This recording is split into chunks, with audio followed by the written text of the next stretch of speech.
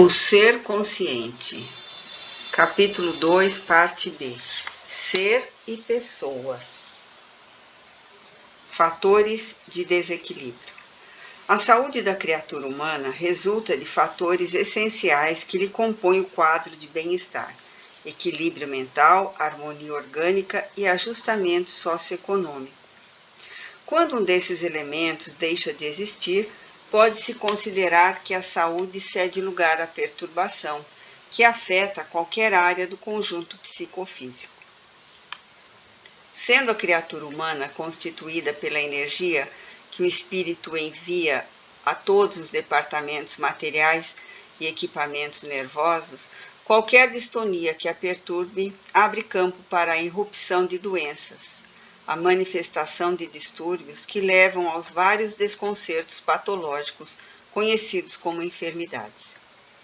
Por isso é possível que uma criatura em processo degenerativo possa aparentar saúde em face da ausência momentânea dos sintomas que lhe permitem o registro e a percepção do insucesso. Dessa mesma forma, podemos considerar que, escrava da mente, a criatura transita do cárcere dos sofrimentos aos portões da liberdade, das doenças à saúde, ou vice-versa, através da energia direcionada ao bem, à harmonia ou sob distonias, conflitos e traumas. De relevantes significados são os conteúdos negativos do comportamento emocional, geradores das disritmias energéticas, que passam a desvitalizar os campos nos quais se movimentam, enfraquecendo-os e abrindo-os à sintonia com os micro-organismos degenerativos. Entre os muitos fatores de destruição do equilíbrio, anotemos o amor, a angústia, o rancor, o ódio, que se convertem em gigantes da vida psicológica, com poderes destrutivos insuspeitáveis.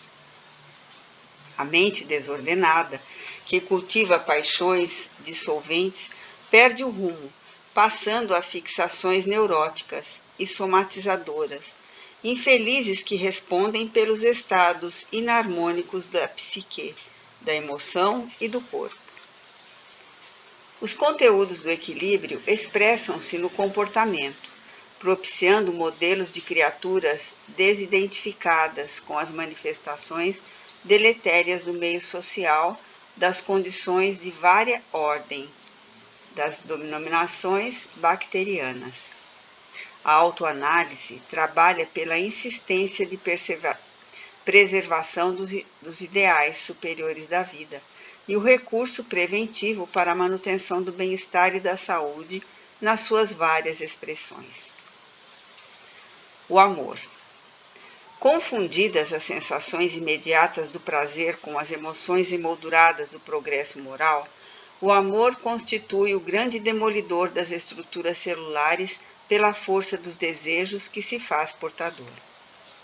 Certamente, referimos-nos ao amor bruto, aselvajado, possessivo, que situa no desejo a sua maior carga de aspiração. Ocultando frustrações pertinazes e gerando mecanismos de transferência neurótica, as personalidades atormentadas aferram-se ao amor-desejo, ao amor-sexo, ao amor-posse, ao amor-ambição, deixando-se consumir pelos vapores da perturbação que a insistência mental e insensata do gozo desenvolve em forma de incêndio voraz. O atormentado fixa sua identidade na necessidade do que denomina amor e projeta-se inconscientemente sobre quem ele diz amar, impondo-se com sofreguidão irrefreável ou acalentando intimamente a realização do que anela em terrível desarmonia interior. Quanto mais aspira e frui, mais exige e sofre.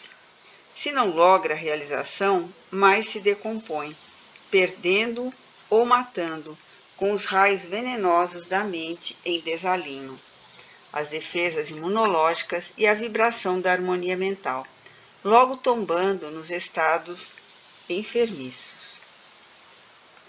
A angústia.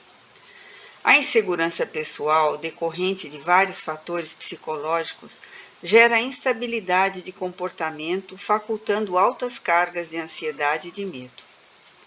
Sentindo-se incapaz de alcançar as metas a que se propõe, o indivíduo transita entre emoções em desconcerto, refugiando-se em fenômenos de angústia, como efeito da impossibilidade de controlar os acontecimentos da sua vida. Enquanto transite nos primeiros níveis de consciência, a carência de lucidez dos objetivos essenciais da vida levá-lo-á a incertezas, porquanto as suas serão as buscas dos prazeres, das aspirações egoístas, das promoções da personalidade, sentindo-se fracassado quando não alcança esses patamares transitórios equivocados em relação à felicidade.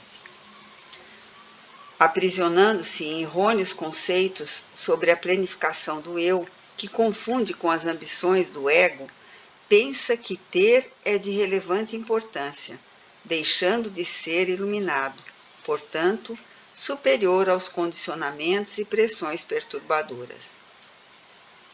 A angústia, como efeito de frustração, é semelhante à densa carga tóxica que se aspira lentamente, envenenando-se de tristeza injustificável, que termina às vezes como fuga espetacular, pelo mecanismo da morte anelada ou simplesmente ocorrida por efeito do desejo de desaparecer para acabar com o sofrimento.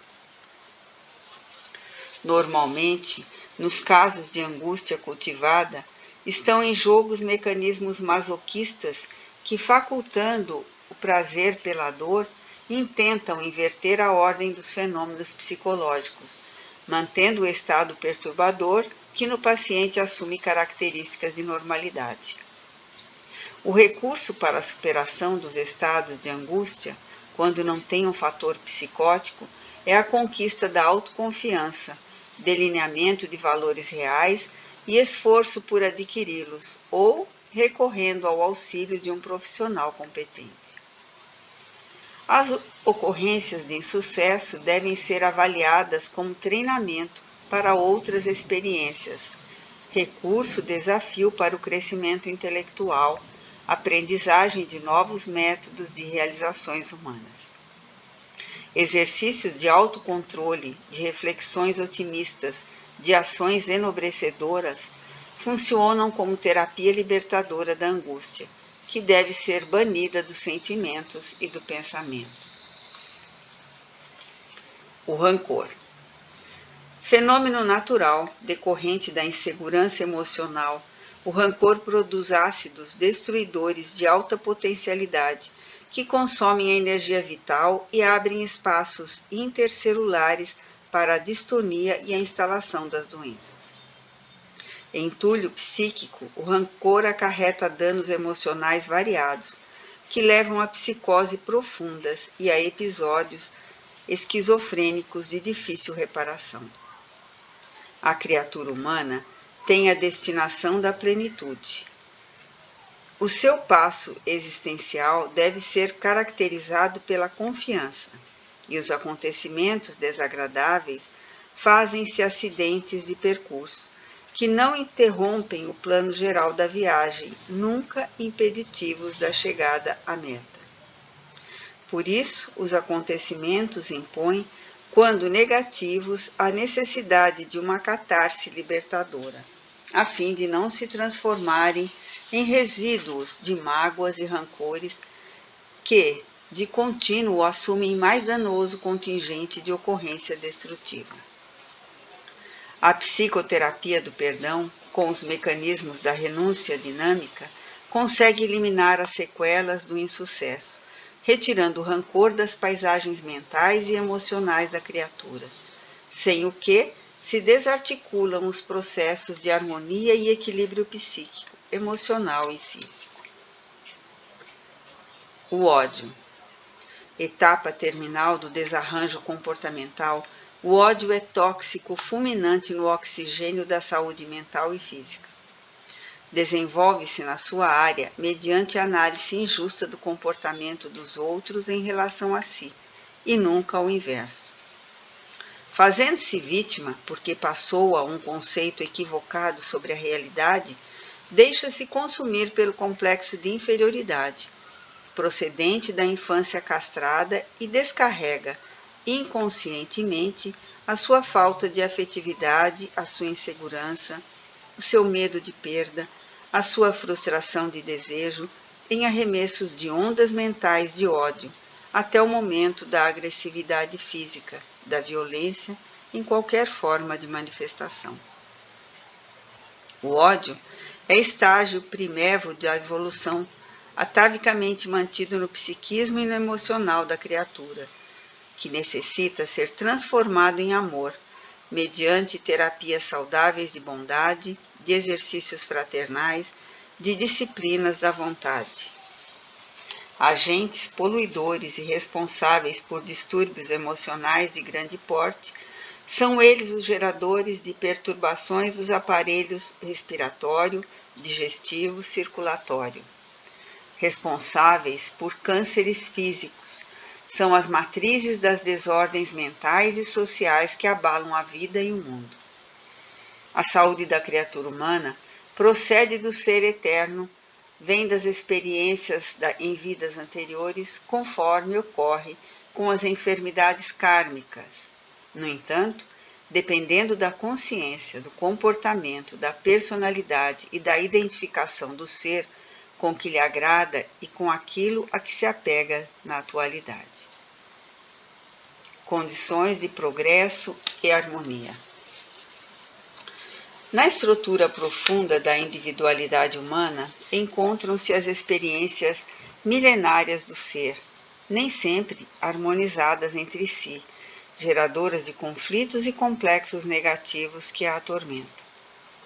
Atavicamente vinculada ainda às sensações decorrentes da faixa primária por onde transitou, a libido exerce-lhe poder preponderante no comportamento, conforme as constatações de Freud, que a considerou o fator essencial na vida humana.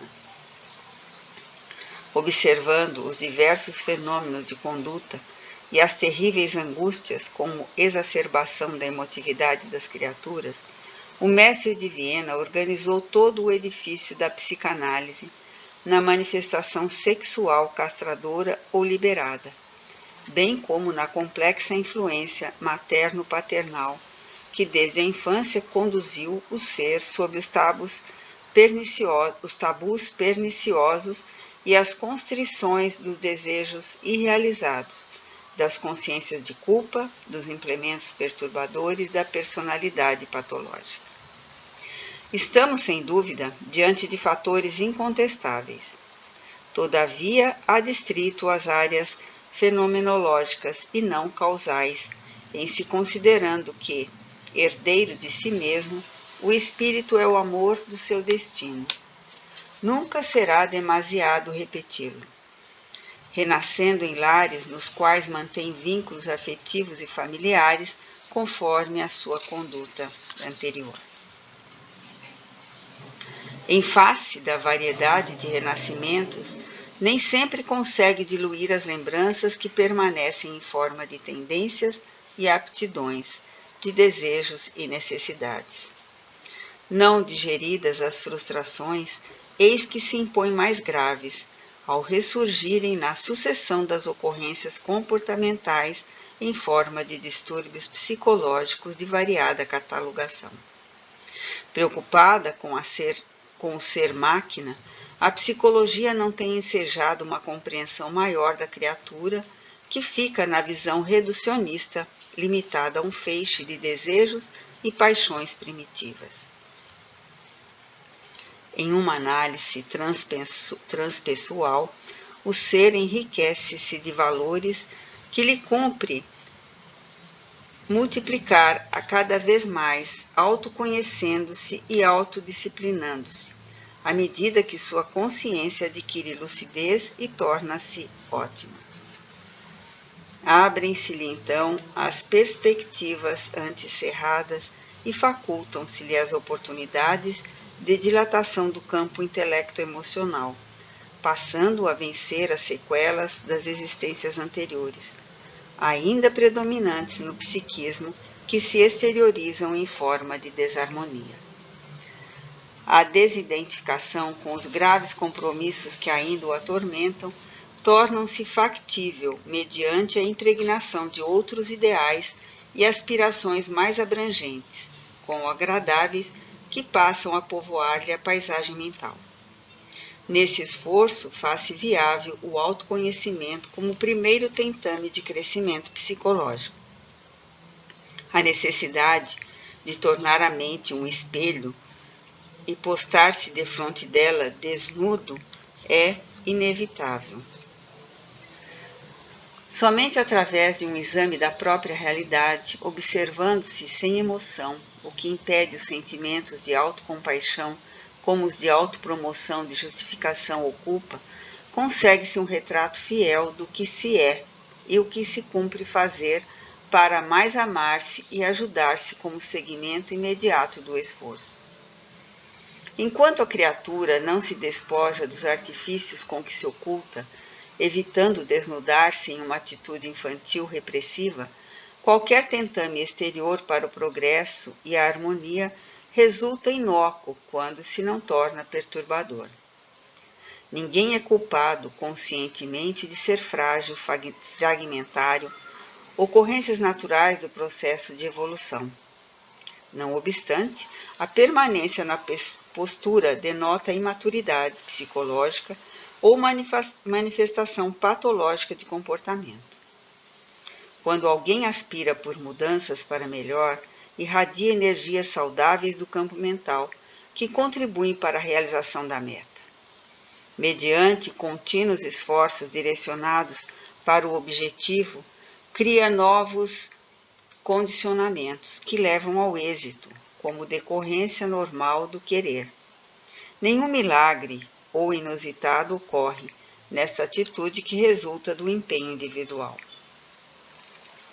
O autodescobrimento tem por finalidade conscientizar a pessoa a respeito do que necessita, de como realizá-lo e quando dar início à nova fase.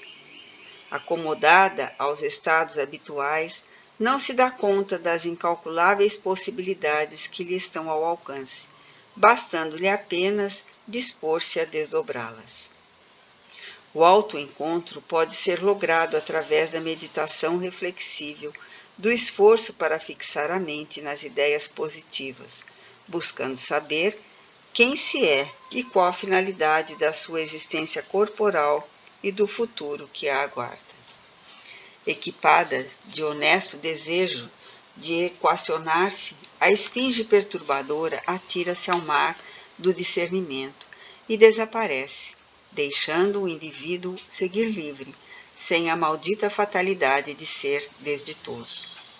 A consciência liberta-o das heranças paterno-maternais, produzindo conhecimento lúcido e benéfico que se torna filho capaz de conduzi-lo pelos caminhos da vida, sem a imposição caprichosa do Deus destino. Ao lado da meditação, encontram-se a ação solidária do concerto social, que alarga as possibilidades no campo onde se movimenta e promove o ser profundo, limpando-o dos caprichos do ego e libertando-o das arbitrárias injunções limitadoras angustiantes. O intercâmbio social, com objetivos fraternais, rompe as amarras do medo, dando outra dimensão à afetividade. Sem apego, sem paixão, sem desejo, sem neurose, facultando a harmonia pessoal, sem ansiedade, sem conflito, sem culpa, ensejando saúde mental e emocional indispensáveis à física. As condições do progresso e harmonia do eu real propõem um estudo das virtudes evangélicas, uma releitura dos seus fundamentos e posteriores aplicações na conduta pessoal. O amor indistinto, manifestando-se em todas as expressões e começando por si próprio, com segurança de propósitos, metas e realizações, é o passo inicial da fase nova, ao lado do perdão liberador de ressentimentos, desgostos e inferioridade, geradora de reações de violência ou de depressão em caráter autopunitivo. Na visão transpessoal, o progresso e a harmonia são conquistas internas do ser humano que exteriorizam, como o entendimento da vida e a atração por ela, num empenho incessante de crescer e jamais cansar-se, saturar-se ou desistir. O progresso é fatalidade da vida, e a harmonia resulta da consciência desperta para a conquista da sua plenificação.